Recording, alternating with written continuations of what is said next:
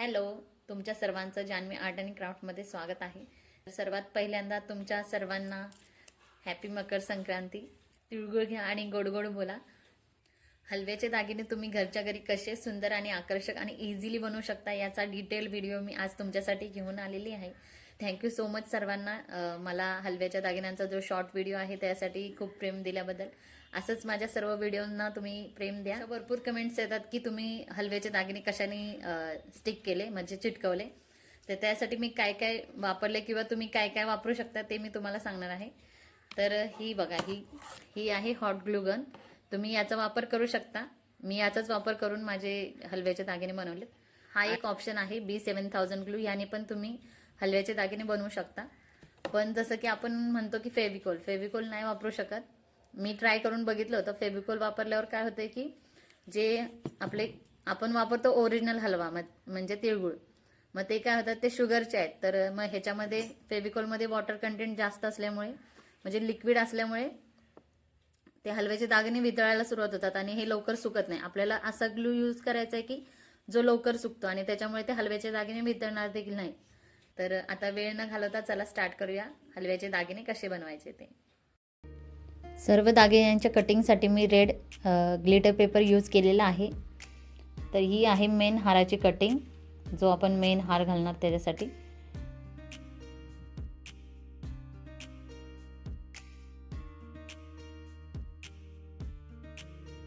तर अशा प्रकारे ग्लू लावून आपण एक एक तिळगुळ चिटकवणार आहोत.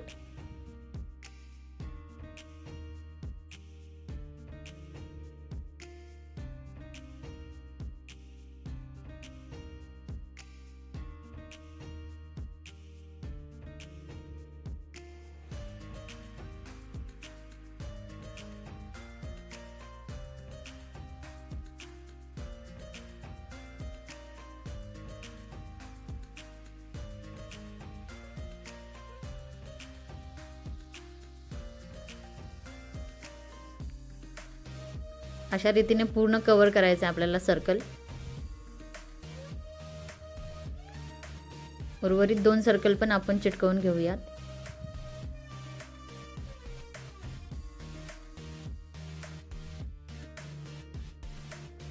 आता जी पट्टी आहे तिला पण आपण स्टिक करून घेऊया तिळगुळाने. तुम्हाला जर अजून आकर्षक दागिने बनवायचे असतील तर तुम्ही वेगवेगळ्या रंगांचे तिळगुळ यूज करू शकता.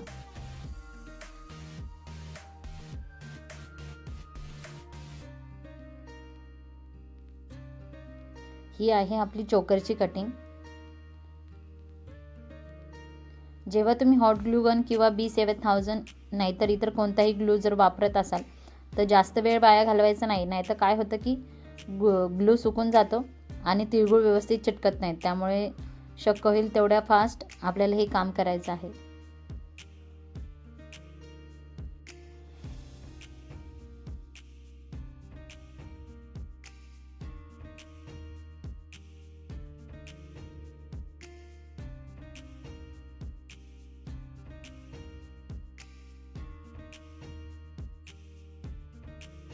तर अशा रीतीने आपला चोकर सुद्धा तयार झालेला आहे. आता आपण बँगल्स बनवायला घेऊ. यात आपण अंगठी पण लावणार आहोत. त्यामुळे मी 2 बँगल्सला अशा रीतीने लोकरीचा धागा वापरला आहे. शक्य होईल तेवढे हे बँगल्स जरा मोठ्या साईजमध्येच घ्या. नाहीतर जेव्हा आपण हे तयार बँगल्स हातात घालायचा प्रयत्न करतो तेव्हा स्टिक केलेले तिळगुळ निघण्याची शक्यता असते.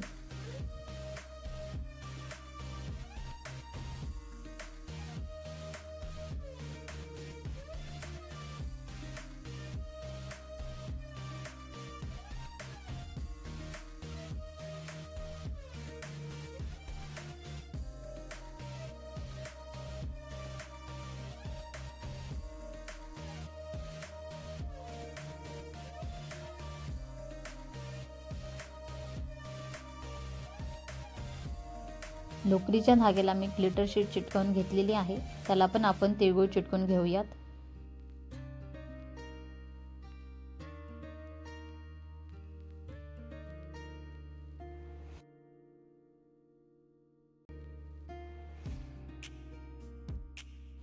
सेम पद्धतीने आपण अंगठीचा वरचा भाग बनवून घेऊ आणि आपल्या साईडच्या अंगठीला तो भाग स्टिक करून घेऊ.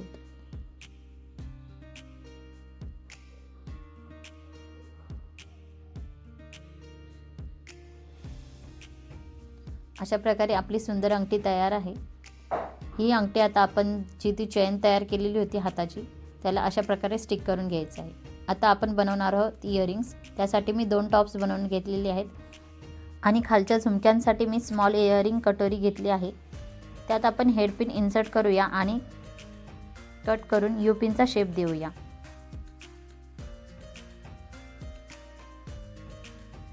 कानातले कसे बनवायचे त्यासाठी माझ्या चॅनलवर मी DIY इयरिंगचे शॉर्ट व्हिडिओ अपलोड केलेले आहेत, ते जाऊन तुम्ही चेकआउट करू शकता।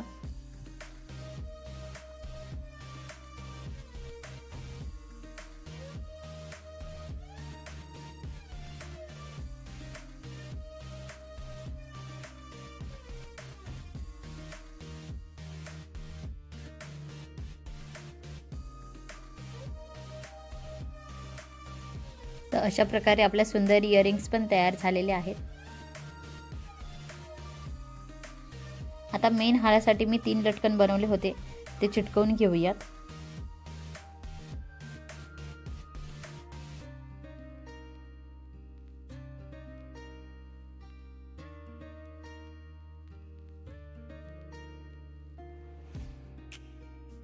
वरून जरा एक्स्ट्रा ग्लू लावूत, कारण जे लटकन आहेत ते जरा वजन आहेत आणि ते निघू नयेत, म्हणून जरा जास्त ग्लू लावून आपण सिक्युअर करूया।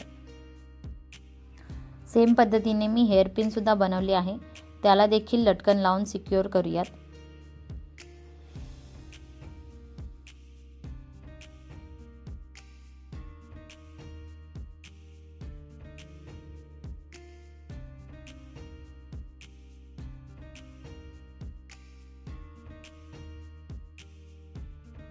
आणि अशा प्रकारची क्लिप तुम्हाला बाजारात इझिली मिळून जाईल, तर ती पण क्लिप आपण अशा प्रकारे स्टिक करून घेऊया।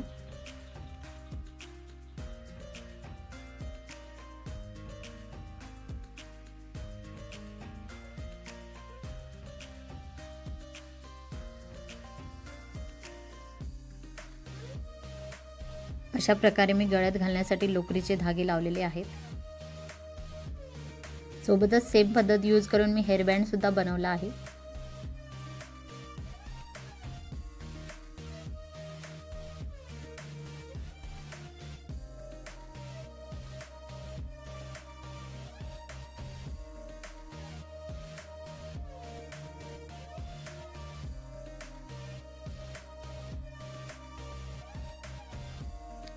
तर अशा प्रकारे आपले सर्व हलव्याचे दागिने तयार आहेत। त्यांना घालून मी फोटोशूट देखील केलं होतं, ते फोटोज तुम्ही पाहू शकता।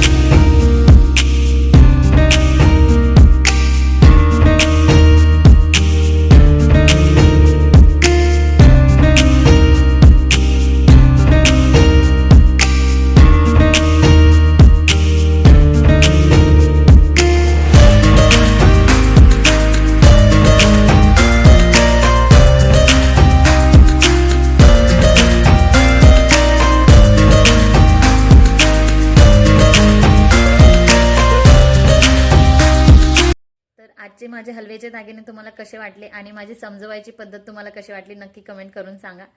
आणि कोण कोण हे दागिने बनवते नक्की कमेंट करून सांगा। आणि व्हिडिओ आवडला असेल तर लाईक करा, शेअर करा आणि सबस्क्राईब करायला विसरू नका। आणि अजून जर असे डिटेल्स व्हिडिओ हवे असतील तर नक्की कमेंट करा। Thank you, bye.